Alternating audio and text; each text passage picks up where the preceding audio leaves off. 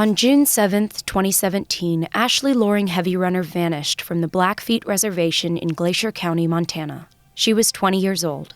Her disappearance wasn't covered by most major media outlets. Over the past century, thousands of Indigenous women and girls in the United States and Canada have gone missing, in life, in the media, and in the data.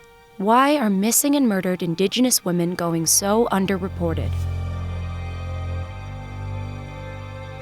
In order to understand why these stories go unheard, we spoke to someone on the front lines of telling these stories in the first place. My name is Anita Lucchese. I am a doctoral intern at the Urban Indian Health Institute. I'm also a PhD student at the University of Lethbridge, and I'm a Southern Cheyenne descendant. Anita's work began after escaping her own abuser. That's what led me to be interested in the issue of missing and murdered Indigenous women, because my abuser almost killed me.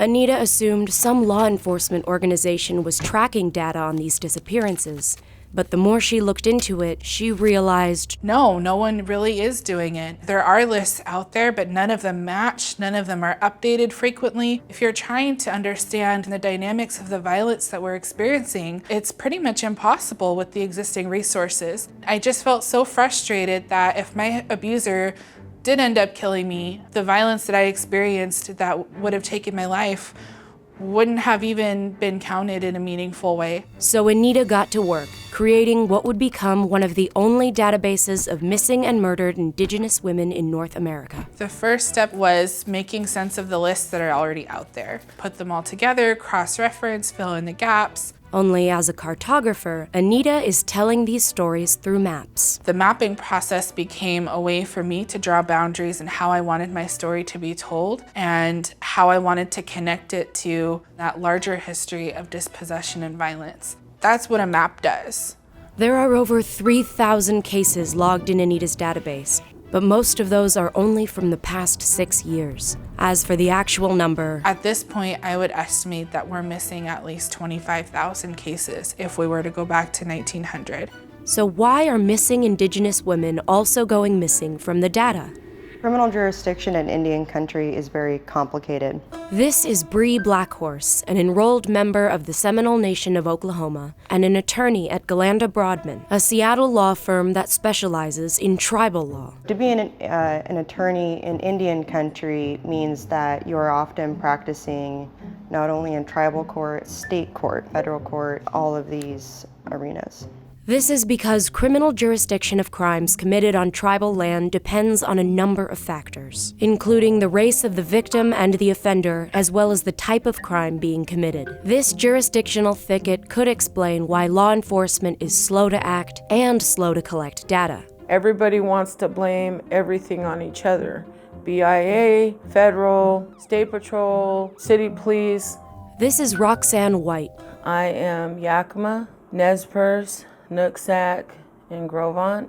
I was born and raised on the Yakima Indian Reservation, and about 3 years ago I moved here to Seattle, which is Duwamish territory. Roxanne is also one of the leading voices on missing and murdered Indigenous women. They put these borders up when it comes to protecting us. They say, well, that's jurisdiction. We can't do nothing about that. But if I commit a crime, I'll be charged. According to the Bureau of Justice, Native people are incarcerated at rates 38% higher than the national average, which means while law enforcement might be slow to protect Native people, they aren't slow when it comes to prosecuting them. I spent a year having some really hard conversations with law enforcement, trying to convince folks that our dead are worth counting. And we experienced very hostile reactions from some law enforcement. Many law enforcement agencies are horribly unaware about this issue, and then even when they are aware, can sometimes be really directly complicit through negligent policies. Or put more simply, it's racism. It took the FBI 8 months to finally begin searching for Ashley Loring Heavy Runner in March of 2018. She was my student at Blackfeet Community College in Browning, Montana. She's a member of the Blackfeet Nation. Her family has yet to bring her home.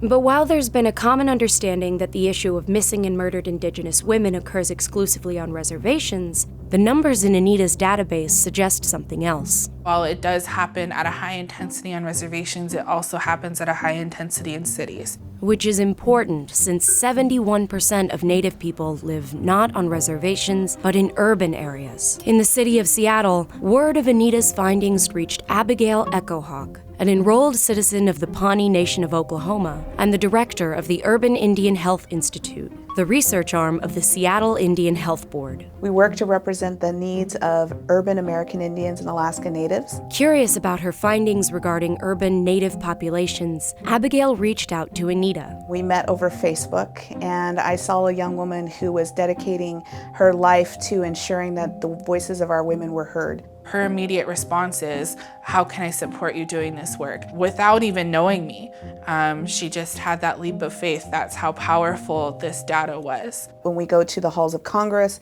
when we talk to people in the states, when we talk to people in our local jurisdictions, very often they tell us, well, you have an individual story, but yet there's no data to say this is an epidemic. And so we partnered with Anita to work to understand what was going on.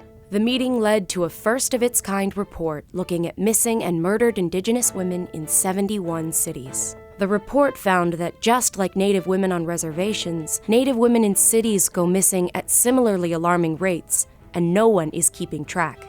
Their research found 506 cases since the 1940s. However, with most of them being from 2010 forward, what we know is this is barely scratching the surface. And when Native women go missing in the data, they also go missing in the media. As we looked at the media coverage, we began to recognize that those murdered and those who had gone missing, whether it was 30 years ago or yesterday, were still not being represented in the media. I haven't seen any of our sisters, Alyssa McLemore, Larissa Lonehill, Khadijah Britton, Ashley Loring, Heavy Runner, none of them.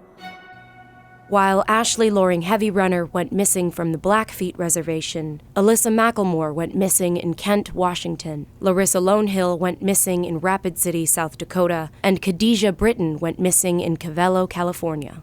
These women went missing not on reservations subject to tribal and federal jurisdiction, but in cities, where state law enforcement continues to look the other way. For too long, data has been all about other people telling Native people who we are. If you look in a history book, you're going to see language that talks about us in the past, living in teepees or igloos, but nothing about the current incredible, strong, resilient people that we are today. And it's time that we tell the world who we are and that the world actually listen to us. Our resiliency has always been action, and in that action, we are not only sustaining our own communities, but we are part of building a better America.